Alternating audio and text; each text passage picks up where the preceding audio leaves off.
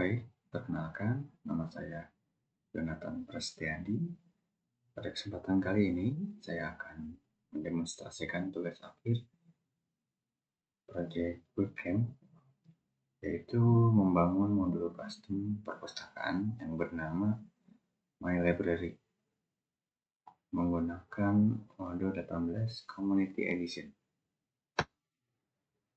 Pertama-tama, mari kita bedah dulu struktur file yang telah saya buat di dalam modul ini. Modul ini menggunakan standar Odoo yang terdiri dari beberapa folder dan file yang penting. Yang pertama ada manifest.py. File ini berfungsi sebagai identitas si modul tersebut. Nah, di sini modul akan membaca metadata aplikasi kita, seperti nama modul, pembuatnya, serta mendaftarkan file tampilan XML dan sistem keamanan agar bisa dimuat ke dalam database. Kemudian ada file init.py. Ini adalah file inisialisasi standar dari bahasa pemrograman Python yang fungsinya untuk mendaftarkan folder agar bisa saling terhubung ketika akan memanggil kode pemrograman Python satu dengan folder lainnya atau dengan file lainnya. Kemudian ada model dan library book.py. File ini bertugas sebagai arsitek database. Nah, di sini kita bisa membuat tabel baru bernama library book beserta kolom data atau fieldnya. Nah, di file ini juga saya membuat logika bisnis atau backend dari aplikasi perpustakaan yang sudah dibuat. Nah, begini contohnya.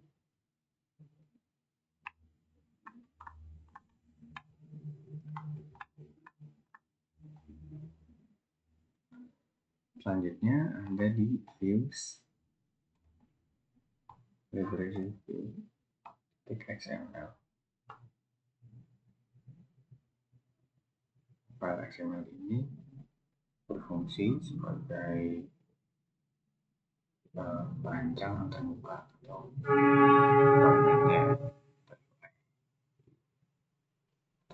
user interface.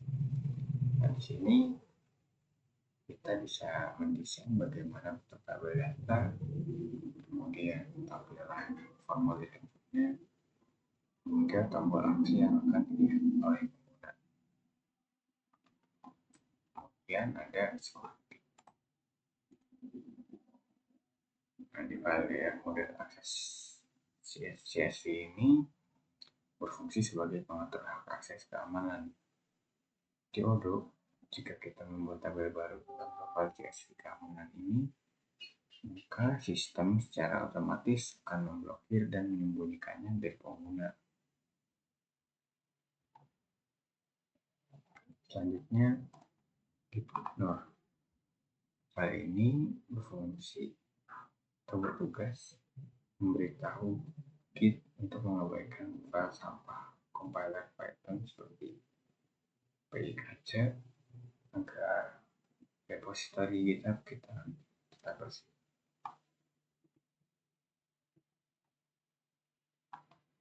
Selanjutnya kita ke tahap proses instalasi modul ke dalam modulnya. Sebelumnya folder library ini sudah ditaruh di dalam direktori Odoo 18, kemudian masuk ke folder server, kemudian custom add-ons, dan cari my library. Nah, saya taruh di sini.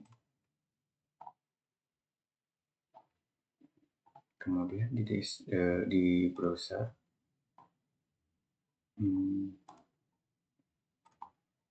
nah sebelum kita membuka browser, kita harus membuka service dulu dari Windows-nya.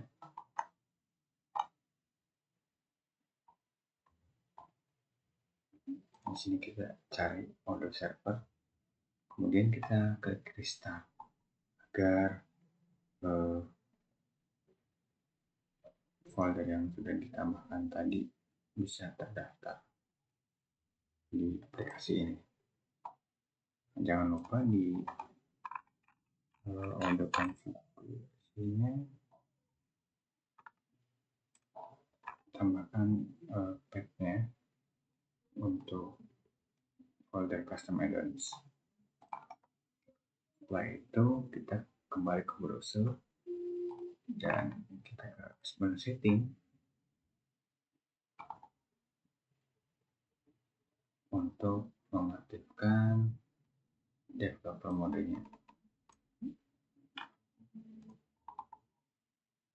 Jika sudah aktif, kita kembali ke menu apps.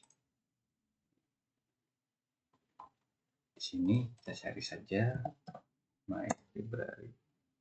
Nah, nanti di sini ada tulisan atau tombol activate. Nanti langsung klik activate saja. Setelah itu nanti uploading. Nah, jika sudah, nanti modul tambahan ini akan muncul di smart button home menu ini, dan nama menunya yaitu library. Nah, kita klik. Nah, sekarang mari kita langsung saja ke simulasi cara pemakaian modul sekaligus menguji 3 logika bisnis utama yang dipersyaratkan dalam tugas. Pertama, kita klik new. Nah, di sini adalah tampilan form view, yaitu tampilan formulir untuk menginput detail-detail buku. Kita masukkan saja titelnya tutorial membuat modul.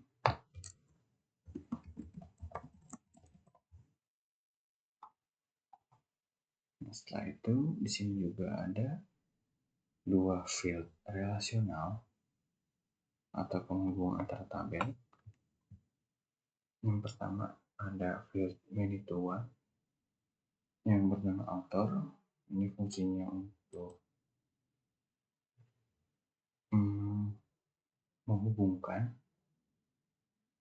buku ke data penulis. Kemudian ada field many to many yang bernama text. Ini fungsinya untuk membuat label pada buku. Langsung saja kita isi tagnya, misalkan tutorial, kemudian authornya administrator. Di sini juga ada is available, yang artinya apakah buku tersedia. Ini menggunakan tipe data boolean yang bernilai true yaitu 1 atau false yaitu 0. Nah, jika true itu nanti checkbox ini akan dicentang, jika false nanti checkbox ini akan di-uncheck. Kemudian ada date publish, ini menggunakan tipe data date time atau date. Nanti user bisa menginput sesuai keinginan usernya. Misalkan tanggal 7 Juli 2026. Kemudian di sini juga ada nomor ISBN atau nomor seperti identitas dari buku tersebut. Nah, di nomor ISBN ini saya telah membuat aturan. Jadi aturannya itu bahwa nomor ISBN itu wajib 13 digit. Nah, di backend saya menggunakan perintah add API constraint. Yang constraint itu artinya pembatasan. Nah, langsung saja kita coba ya. Misalkan inputnya 1, 2, 3, 4. Kemudian di save. Nah, nanti akan memunculkan pesan error. Gagal menyimpan karena harus memiliki 13 digit angka.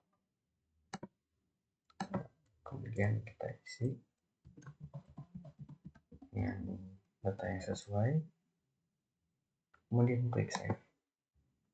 Nah, pesan errornya sudah tidak muncul, yang berarti pengujian ini sudah sukses. Nah, setelah 2 pengujian tadi, yaitu mengecek ISBN-nya valid atau tidak. Nah, kemudian ada satu lagi pengujian, yaitu ketika statusnya diubah menjadi publish, maka buku tidak bisa diubah atau dihapus. Maksud saya dihapus. Nah, kita coba saja. Ini yang sudah dipublish. Kemudian kita menggunakan smart button action dan delete. Klik delete. Nah, sistem akan memberikan pesan gagal hapus, yang artinya ketiga pengujian ini sudah sesuai dengan apa yang diharapkan dan yang diprogramkan. Nah, coba kita hapus yang statusnya masih draft.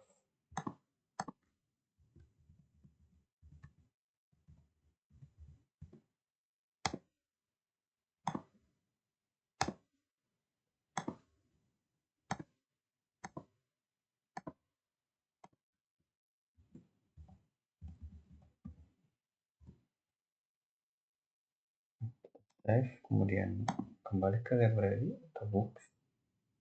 Kita coba hapus yang contoh. Ini statusnya masih draft. Kemudian kita klik hapus. Nah, sudah terhapus.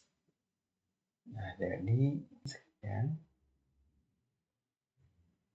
presentasi dari tugas pembuatan modul perpustakaan.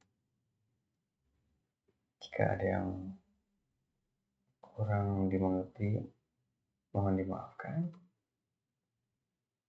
Saya tutup. Terima kasih.